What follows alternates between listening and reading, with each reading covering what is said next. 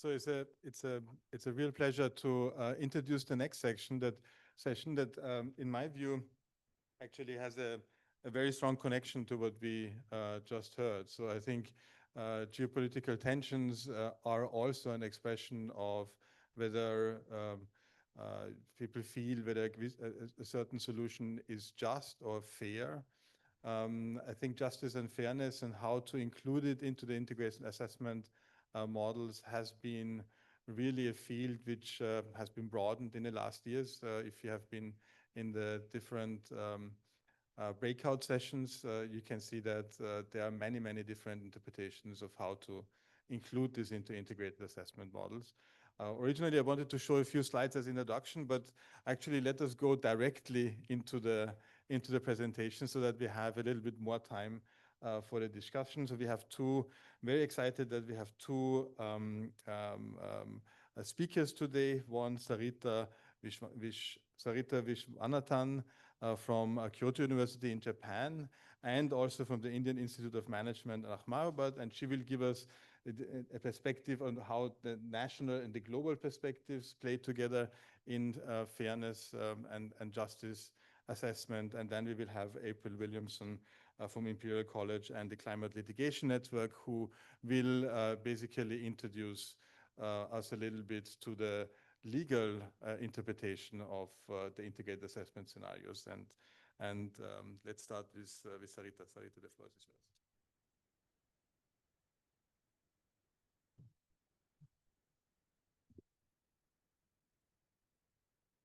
Okay. A very good afternoon to all of you. So I would like to give just a brief of what we are doing from a national scenarios assessment perspective, and then what are the voices that have been developing in the past couple of years. So just a brief on that. Trying to make everyone understand. So this coming from perspective drawing. So I'm an engineering student. So we have engineering drawing, and I think even people from architecture may understand this. So we have the bird's eye view, the street view, the worm view kind of a thing. And I'm trying to connect this with what we do at a global level versus a national level versus local level. So multi-scalar kind of analysis. So here, global SSPs could be like an example of a bird's eye view. They're scanning the landscape. You have a global target that is there, but what kind of it does not capture, or it's challenging to capture, is the complexities at national and local level. So we have certain other perspectives, like the 2-point perspective. We have the bird's eye view, the worm's eye view, kind of. You have 4-point, where it's not only the bird's eye view, but worms, also the street, so the normal eye view, kind of looking at the object from various perspectives. And also you have the fish eye view, so it's maybe taking justice also into consideration and seeing everything in its whole sphere. So that's quite important.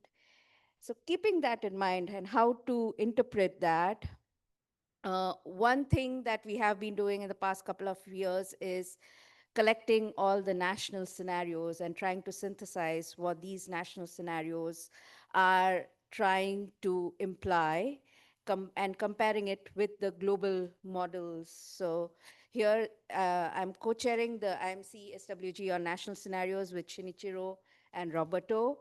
And I would like to acknowledge all the national modeling teams, global modeling teams, subnational modeling teams who have been really patient with us and have submitted their scenarios. And then we have RAs and PhD students who have helped with the process, and obviously the IIASA team, Philip and David. What has been accomplished? So we have about 100 teams from around the world, of which I can very happily say 70% of these teams are national teams. We have about 15 global teams who have registered themselves, about 4 regional teams. So not only the EU teams, we have regional teams from Southeast Asia and East Asia.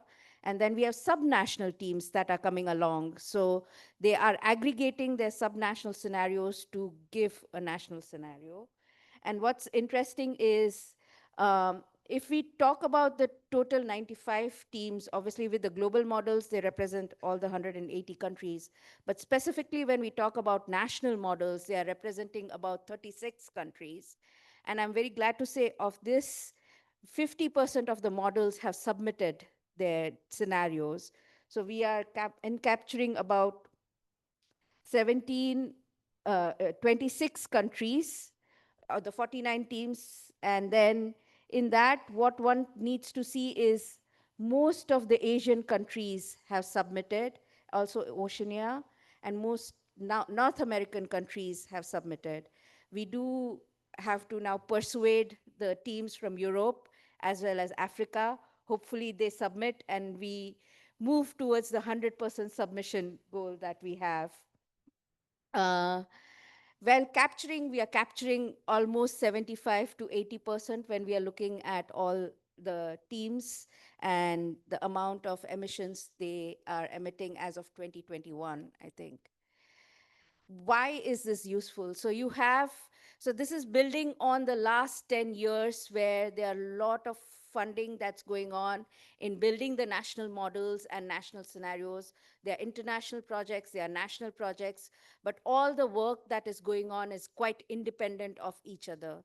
So here we are organizing everything, and this is also like a phase 2 of what happened in the IPCC AR6, where the chapter authors were struggling to get national scenarios. And now we have a whole database where national modeling teams from various countries, representing various countries, have already submitted. And once we have this, you can have the vetting process. So it's also a capacity building process of all these national modeling teams at the same time. And then they can basically, once we publish this data, we can support the UNEP gap report, or maybe be part of those exercises, publish our data maybe on not only the IIASA database, but the Scenario Compass database, not the annual level, but at least maybe once in 2 years, depending on how the studies progress, and also maybe to the IPCC AR7 database. And why this is important from a user community aspect, all the policy implementation takes place at national level, at local level. So it's quite important that we establish this database, and it also helps to make even the global analysis at a country level more robust in future. What is being done? So now that we have collected all this data, we are trying to work on 2 publications. One is kind of a scenario stock take to understand where the emissions are at a country level using models. We have multi-models at various countries as well. And then we are also looking at similarities and differences. What are the drivers of decarbonization using the Kaya decomposition at various stages for these countries? What is the similarities? So you can see a general trend that fossil fuel share is decreasing across countries. There's increase in low carbon share. But when we look at wind, solar, hydro, it's quite, we do not see a trend. So there are a lot of differences across countries at the rate and the pace of how the wind and solar technology is being deployed. So that's quite interesting to see. At the same time, what can be done? We can look at the feasibility of these national scenarios itself. We can see the effort sharing. So the carbon budgets there would be there, and then compare it with the national scenarios aggregate and see where in the effort sharing carbon budgets do these national carbon budgets are. And then looking at the investment needs. So from these pathways, what are the investment needs at a national level?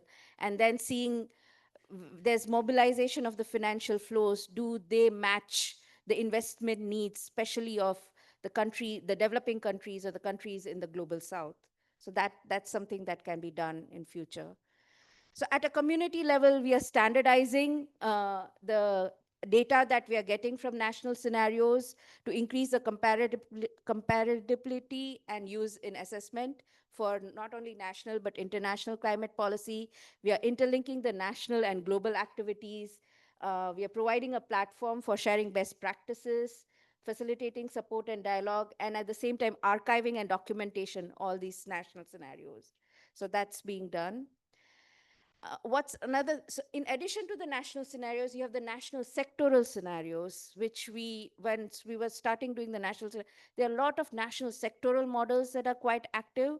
So we are building on the same pathway. So if there's interest in national sectorals, I think model intercomparison, if anyone's interested, please let us know. And we've had almost, I think now, more than 25 to 30 interests. So that would be really good to have. And so this is from a national scenarios assessment. But when we are talking about voices, Global South voices, narratives, this is an example where in India, how we are looking at development aspirations. So HDI is a way one can, obviously well-being is one way of looking, but HDI is another indicator one can look at and see from an HDI perspective, what is the energy, final energy that is required by country. And we are trying to do that. And this was a study we did a couple of years ago, where in 2019, India's HDI was 21 gigajoules per capita. And when we looked at the Indian states, the HDI, final energy consumption varied from 2.4 to 91. And 91 is similar to the developed countries' final energy consumption. And what we found out was how much of an HDI can be achieved. So for 0.7 HDI, we require 31 gigajoules per capita. For 0.8, we require 39 gigajoules per capita. And for 0.9 HDI, we require 56 gigajoules per capita per year. And this is still lower when compared to many developed countries' final energy consumption. I think it's around 90 to 100 for developed countries. Additionally, this is another from the Just Path and Imagine project. There's global enabling narrative elements, where when we are having stakeholder engagement, there are these narratives that are developed with the national policy stakeholders across each sector. And here we look at what are the aspects from country level that are important for the country to accelerate their climate actions. So what we found was that finance, the trade in the country, the technological innovation in a country, the institutional capacity, and the multi-level governance were very important enabling conditions to accelerate actions in each of these countries. So these are certain things that obviously SSPs are kind of top-down.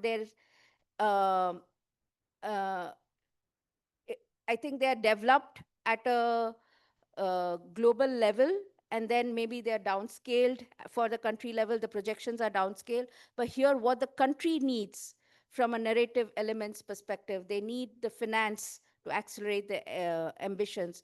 And those aspects need to be maybe included in the global SSP. So that's something we can discuss about. And this is something, I think a few months ago, there was a workshop at CIRED where they were talking about post-growth narratives, where they are trying to gather seeds of transformative change at various scales. So it's not only at national level, but subnational level and local level across sectors. What are those seeds of transformative change that can occur, and kind of collecting all these narratives and hopefully building for the IPBES, I think, framework. And finally, we have the development-focused socioeconomic projections under new pathways. So this was a call that was opened up in June under the New Pathways project, where we are trying to collaborate with research teams. So we are inviting expertise who can basically provide demographic, macroeconomic projections. What's most important is to have the global South narratives in place. So each global South be it Asia, Africa, Latin America, they have different voices. And can we have the narratives of the development aspiration in each of these regions and hopefully build up development oriented socioeconomic projections in parallel to the SSP 1 to 5 that we have, and hopefully build another SSP kind of projection. But yeah, that's it. So from a perspective, so you have this uh, bird's eye view, but what we can do is complement and supplement this narrative with national, local narratives as well as assessment to complement whatever is happening at a global level. And hopefully with the 5 point perspective, adding justice and equity would be something in future that we can do from a national perspective. But yeah, thanks. Thank you very much.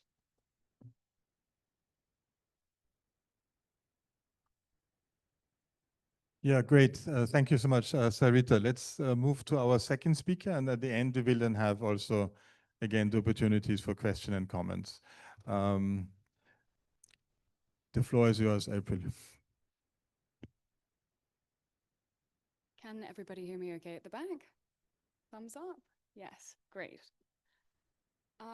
Okay, so I am very new to this community. My name's April. I work at the Climate Litigation Network. I'm a lawyer, not a scientist.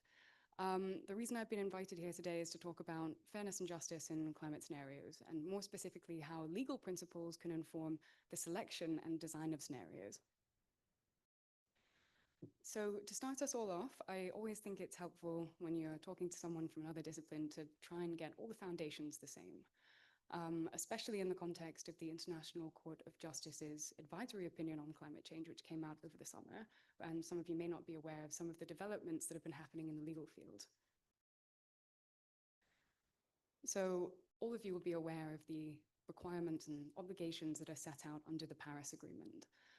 But the International Court of Justice, in its advisory opinion, its AO, has really defined some of these obligations, articulated them in a more clear way.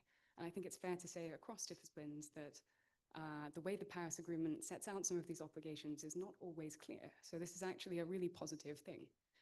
In terms of the temperature agreement, the temperature goal, I think that Lavanya did a really excellent job yesterday of really setting out why 1.5 degrees is so important and salient. The ICJ made it very clear that 1.5 degrees is the primary temperature objective. The Paris Agreement also sets out obligations in respect of nationally determined contributions. And one of the most important things here is that they have to reflect highest possible ambition. The ICJ has again articulated this. NDCs have to be capable of making an adequate contribution to the achievement of 1.5. So we can see here that all of the obligations set out under the Paris Agreement are all being connected to 1.5 in a very clear way. The ICJ was also very clear in respect of the overall due diligence obligations on states when putting together an NDC. They've said here, parties are obliged to exercise due diligence and ensure that their NDCs, when taken all together collectively, are capable of achieving 1.5 degrees. So again, we can see this clear convergence on 1.5 and the fact that states need to work together. The Paris Agreement also says that it needs to be implemented, taking into account the principles of equity and common but differentiated responsibilities and capabilities. The ICJ has again addressed both of these points. In terms of equity, it took a very court-centric view. It essentially said, if there's multiple ways of interpreting the law, the court will choose the interpretation which it views as the most just. This inherently means that it's taking into account considerations of things like fairness. When we're looking at CBDR-RC, we see very much a reflection of what's happened in the academic literature, states' historical and current contributions to emissions, as well as their economic and social levels of development have to be taken into account when we're looking at how to distribute the burden of mitigating and adapting to climate change. In the Paris Agreement, we also see in the preamble a very cursory link to human rights, but we can see in the ICJ AO that there's a very clear link between human rights and climate change. Not only that, but states have obligations. So we can see here that states have to take measures to protect the climate system. They have to take mitigation and adaptation measures, and they have to adopt standards and legislation. And this will very much interact with the other principles that I've already shown you. And then finally, the precautionary and prevention principles are not set out in the Paris Agreement, but you can probably already imagine are very relevant to the work that you do. And the ICJ has again made it clear that these principles are relevant in the context of climate change because states have to take measures to prevent significant harm, and they can't refrain from taking actions in the face of scientific uncertainty.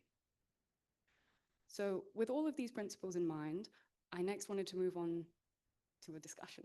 And this is very much, I would warn everybody, I am a lawyer, I'm not a scientist, so please take everything I'm about to say with a pinch of salt. Prepare for any mistakes. The idea is to open discussions. This is my interpretation of how legal principles could be reflected in selection and development, but really this is an open discussion with you to see how we can progress this together in an interdisciplinary way. So starting out with filtering, I think that there are a few kind of key takeaways. And you'll see on the next few slides, there's a lot of text. Unfortunately, I don't have a huge amount of time, so I'll probably be doing a few case studies. If we're looking at legal principles, we can start thinking about how there's thematic issues that might help us to exclude certain scenarios. We know that all of the scenarios that have been produced, not all of them are going to align with law. In fact, many of them will make assumptions that are very much not aligned with law. So it leads us to the question, what questions can we ask to exclude certain scenarios to try and end up with a subset which are more aligned with states' legal obligations and expectations? So first of all, if we're looking at the temperature objective and highest possible ambition, we can see that both from an international law point of view and a human rights point of view, that we're converging on 1.5 degrees. And courts are essentially focusing on the prevention of harm, which is linked to that temperature threshold. Likewise, overshoot becomes a really critical issue. If 1.5 degrees is the threshold after which communities start being impacted and harm starts being realized, then this lends itself towards the idea that we need to limit the magnitude and duration of overshoot as much as possible, which is also something that Lavanya mentioned yesterday. In terms of equity, we've got intergenerational equity here. We have to think about how burdens are being shared.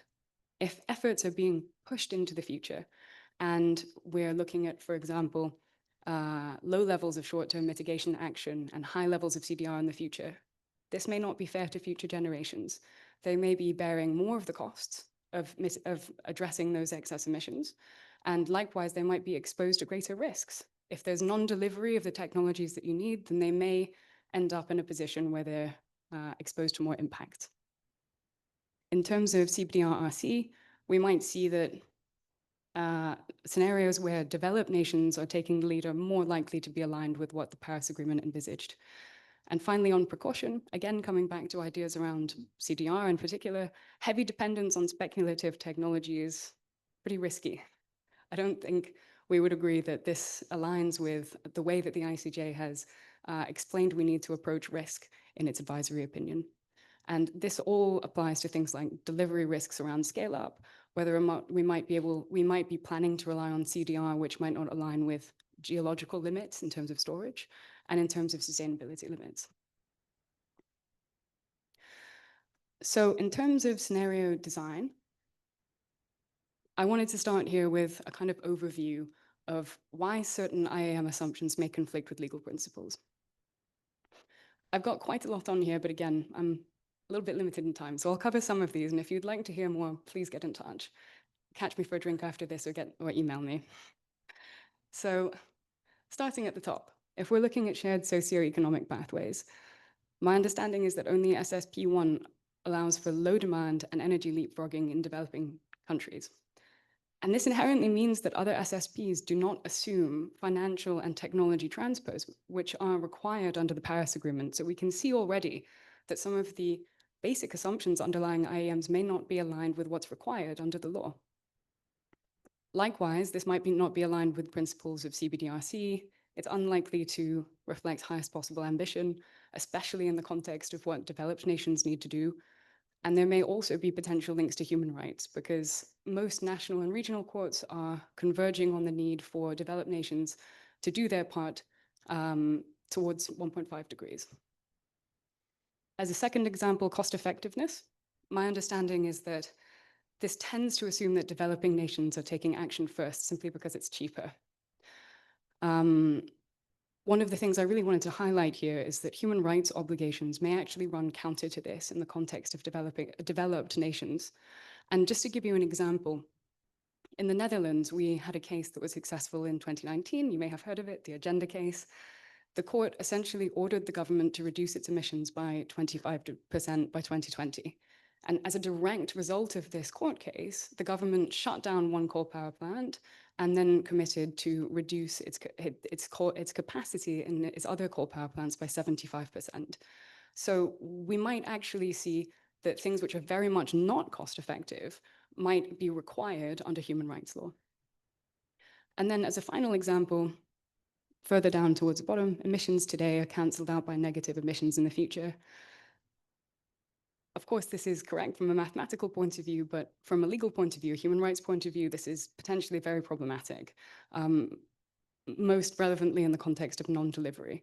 And this comes back to what I said on the filtering. If we have an increased risk of permanent or temporary overshoot, this could have serious human rights implications. Likewise, the precautionary principle is very relevant here because if there's uncertainty, it really speaks in favor of actions which we know can work now being taken today.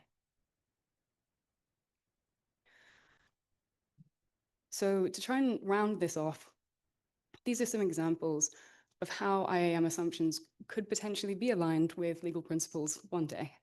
In terms of the SSPs, so the examples that I went through, could there be new SSPs developed that reflect futures that have higher effort on the part of developed nations, for example, to reduce demand, or are designed to be able to reflect legal obligations and principles better? In terms of cost effectiveness, is it possible for us to build in the possibility of major infrastructure, fossil fuel use being phased out in developed nations before it's cost effective? In terms of emissions today being cancelled out by negative emissions in the future, can limits on CDR be assumed, for example, with respect to geological and sustainability limits? So just to conclude all of this, I've tried to set out here in a few bullet points what I tried to do on the linkages. What would a scenario look like that might align better with the principles that I've laid out? And the main thing I wanted to end on is areas of collaboration. I would love to be challenged. I'd love for you to tell me your ideas. Are there other assumptions that I don't know about that you think may not align with legal principles? And how can we address this in the future? And a very salient question is, a lot of these legal principles are qualitative. How can we work in an interdisciplinary way to identify quantitative thresholds so that we can apply filters and apply new parameters for scenario development? And with that, I will end. Again, please be in touch if you're interested.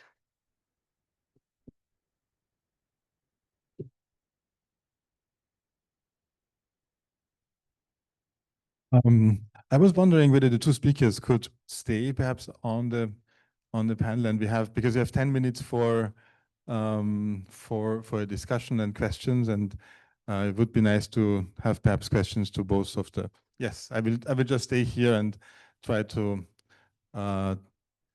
moderate it. Yeah, very exciting perspectives that we had heard from the national and also from the legal perspective on the scenarios that we develop. Let me open it for questions, please. I have many hands up. I start here, yeah, because the microphone is just there, and then we go to the back, perhaps to Elma, and then we come this side. Yeah, thank you for the microphone to be here. Yeah, so great talk, and my question is for the national scenario, Saritha, and we are also very honored to join that initiative as a China model team, GChem China. Yeah, I asked you like 20 times whether a scenario has been submitted successfully, and you said yes. I believe you. So my question is, like, as your influence growing larger and larger, eventually we will have the sort of the many countries, they will have many models submitted, but eventually there are still going to be blind spot, like you said, like Africa. So have you guys considered any like infilling process for those missing countries? Oh, yes. Okay, great. I hear more. I have no idea who said yes, but so for the 20th time, Yanggu GCAM China is there in the database. When it comes to the missing, I think obviously if we want to counter like what global models are doing, it is a good example. But here we are trying to see what, one, the capacity building of the national teams, and it is to understand their narratives of their own net zero. So that's the main purpose over here. But at the same time, definitely from a capacity building perspective, could you have a counterfactual saying similar circumstances? I don't know, could be controversial for a country team, but yeah, we can work with the team, and if they are interested and work for their national scenarios, so it may be feasible. But right now, I'm not very sure. But yeah, we can work it out and see if we can have some proof of concept, like someone who's interested, and then work with them and just show that this is feasible. Maybe we can go from there. Yeah, thanks. Thank you. Good, thank you. Elmar in the back. Yeah, thanks a lot, April and Saritha. Two very exciting presentations. I have a question and a comment to your presentation, April. So first, as a scenario person, when I hear exclude scenarios, I get nervous because I think scenarios are made to explore desirable and undesirable futures. And it's very important to look in all directions, all that are relevant, all that are plausible. And when it comes to normative scenarios, I would even say even those that are implausible, because this benchmarking visioning should not be a scissor in our head to not think of better futures, right? So when I hear world peace is not real, I understand, but it's still important to have that as a scenario in mind. But it cuts both ways. So we also want to look into undesirable futures to understand what we gain if we go for a desirable future.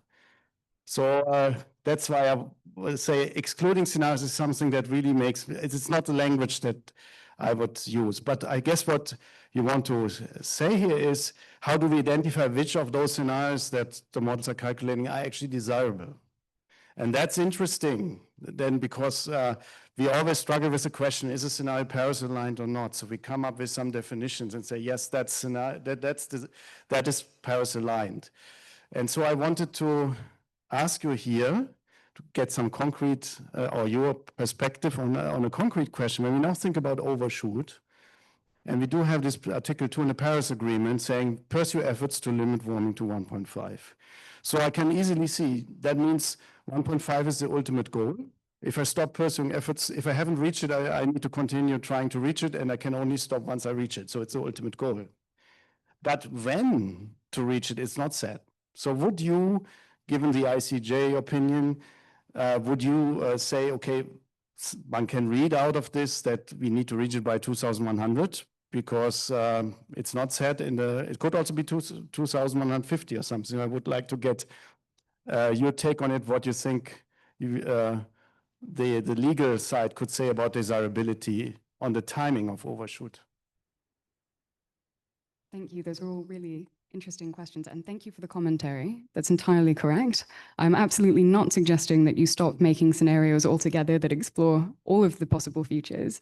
This is more of a question of, as you say, if we were, for example, on a database of scenarios, trying to filter them so that we're only seeing the scenarios that are more likely to align with legal obligations.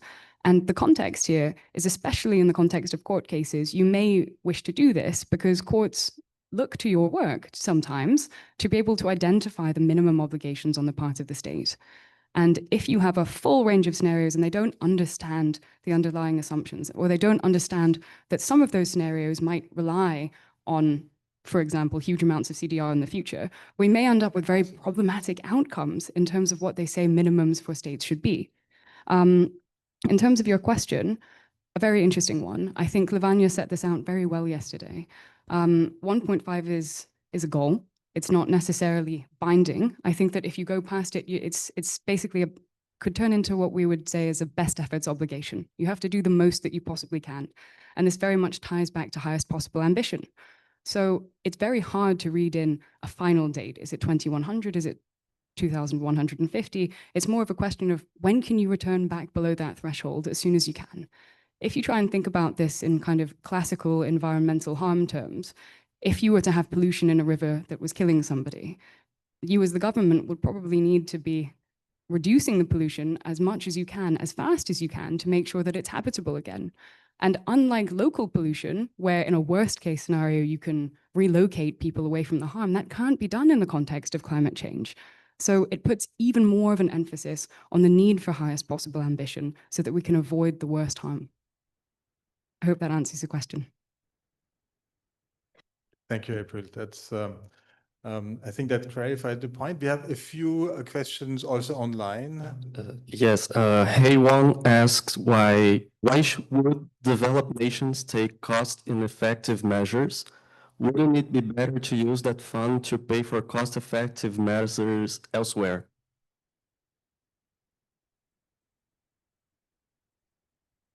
So I think this fundamentally comes back to a question of the difference between policy and law.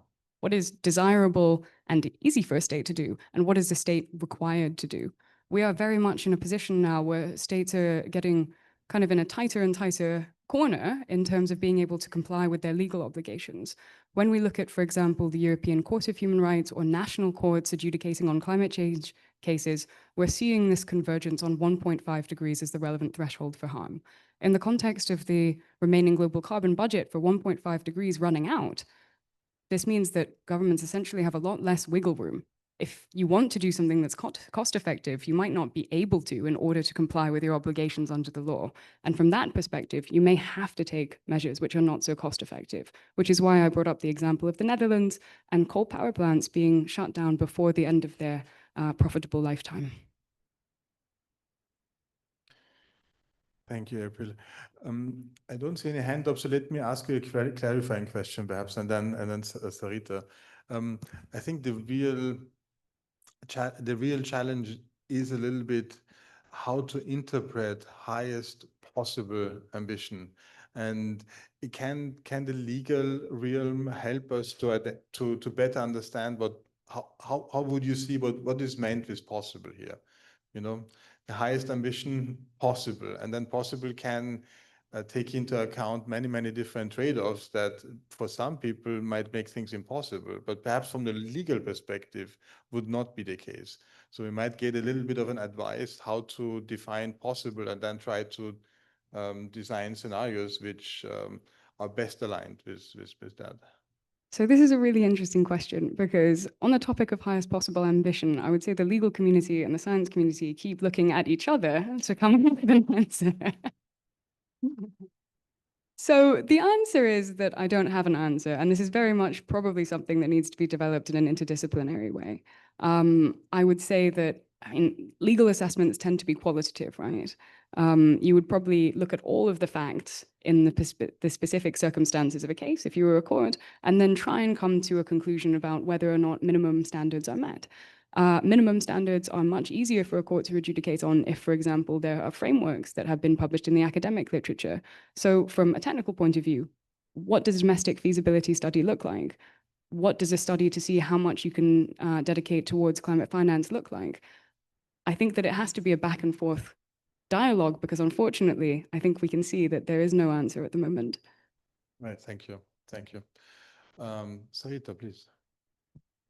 So a couple of questions from my end, building on, I think, the previous session with the geopolitics, depending on once a government was strong, now there's no government at all, or it's a weaker government when it comes to implementation. And obviously the law has to be, if it's an international law that basically says that the state has to do certain things, but the government is not there to implement. So what would be the case in that? So my answer to this is that you kind of need to take a more holistic view of the law, because when we're looking at international environmental law, we sometimes run into problems with implementation. It's not always clear who's supposed to be the one who's enforcing judgments from the International Court of Justice or from the European Convention of Human Rights, for example. What I would say is that you need to start looking more and more national. So if, for example, you have the ICJ-AO setting out obligations under international law, that's something that national courts need to take into account. It might not be directly applicable, but it's certainly very persuasive.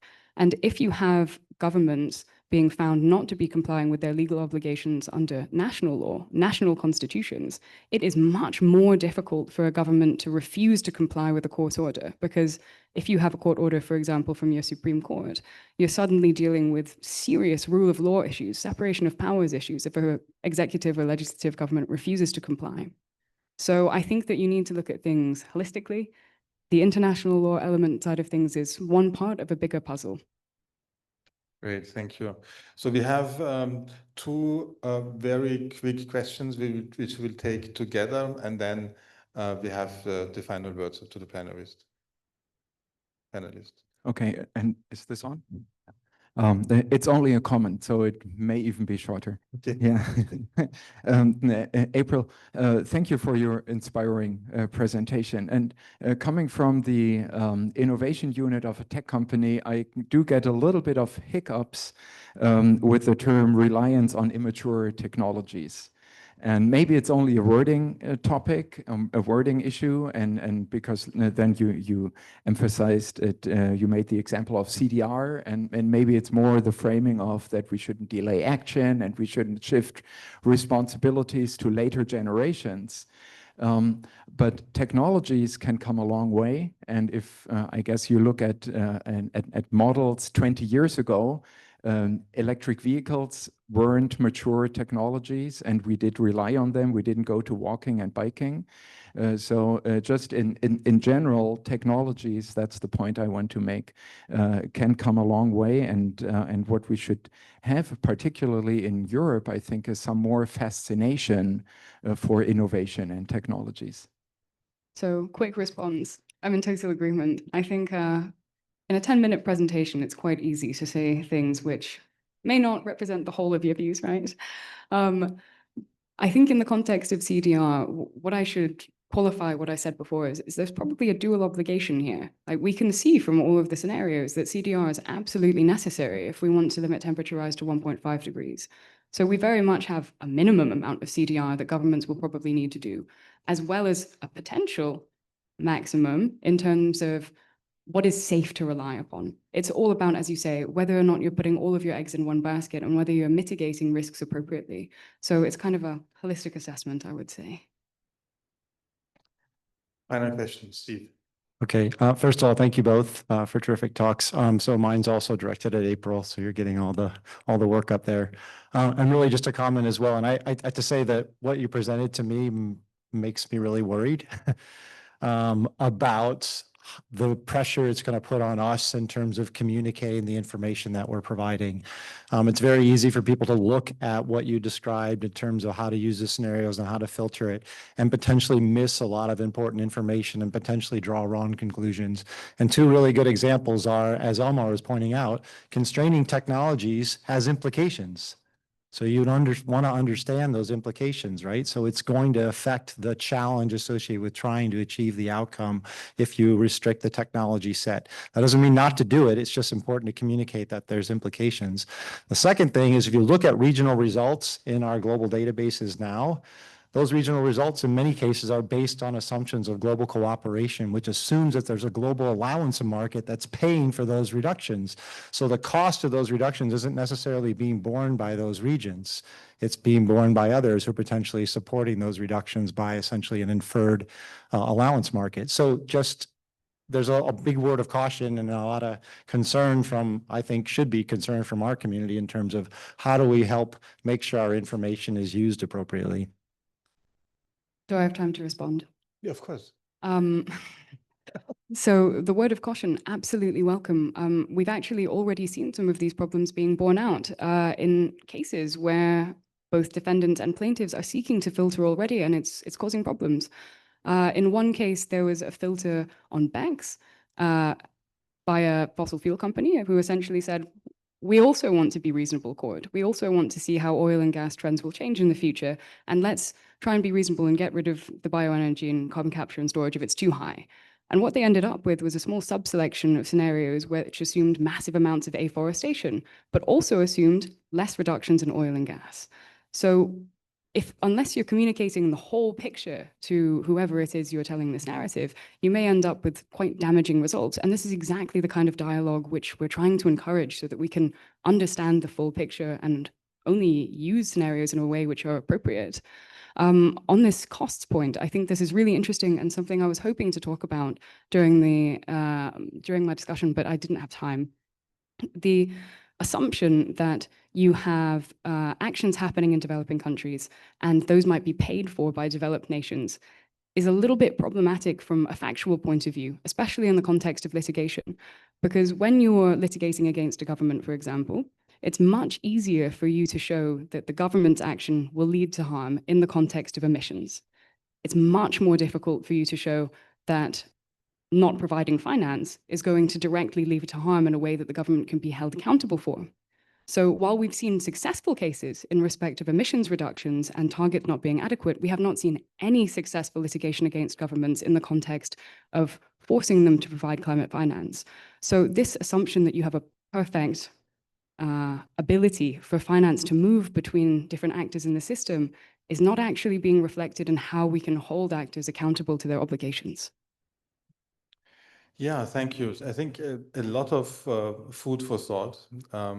It took also the modeling community quite some time to interpret the Paris Agreement in different ways. And I think it would be equally exciting, at least I see it this way, to think about the ICJ ruling and what scenarios we could develop that actually are also consistent with that ruling and with legal implications. And I agree with what has been said, that we should not constrain ourselves also looking into other scenarios.